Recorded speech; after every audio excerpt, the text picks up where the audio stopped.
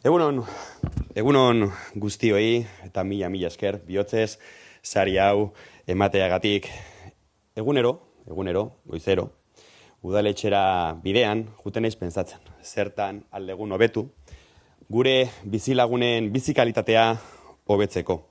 Horregatikan, aukera hau sortatu zanean, zalantzarik ez genuen izan, eta ebaluazio honetara aurkeztu ginen, eta dana dakizute ze zorrotza izan den evaluazio hau. Lo cierto es que siempre es motivo de orgullo recibir reconocimientos, pero un reconocimiento con la exigencia que este sello conlleva, pues lo es un poco más. Un sello que premia el buen gobierno y la excelencia a nivel europeo. Salimos de aquí con más responsabilidad y más comprometidos, si cabe, con las y los legazpiarras. Este reconocimiento nos sitúa por segunda vez entre los municipios europeos con las mayores cotas de transparencia, eficacia, eficiencia, innovación, rendición de cuentas o participación ciudadana.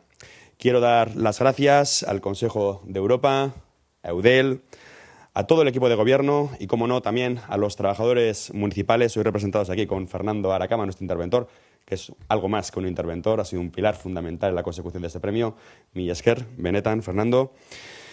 Porque todos ellos trabajan cada día con una inquebrantable vocación de servicio en la búsqueda de la excelencia. Eta nola ez, ebaluazio honetan, parte hartu duten udalerri guztiak zoriondu nahi ditut, saria lortu edo ez, ze ausardia aurkeztu dute hobetzeko eta ambizioa ere.